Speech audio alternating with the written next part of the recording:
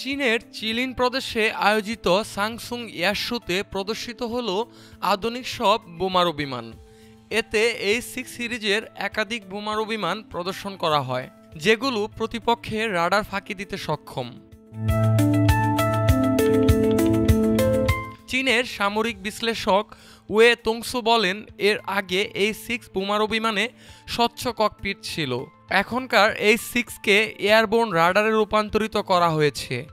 এটি সমুদ্র বা ভূমিতে থাকা দূরবর্তী লক্ষ্যবস্তু চিহ্নিত করে ক্ষেপণাস্ত্র ছুড়তে সক্ষম। নতুন এই মডেল শত্রুপক্ষের বিমান বিধ্বংসী অস্ত্রের আওতার বাইরে থেকেও হামলা চালাতে পারে বলে জানান তোংসু। এছাড়াও নতুন H-6 বোমারু বিমানের প্রতিটি ডানায় 3টি করে হার্ড পয়েন্ট রয়েছে, যার মধ্যে 2টি মূল অংশের কাছাকাছি। এগুলোয় ভারী ক্ষেপণাস্ত্র বহন করা যায়। হাসান মিঠু, ঢাকা টুডে।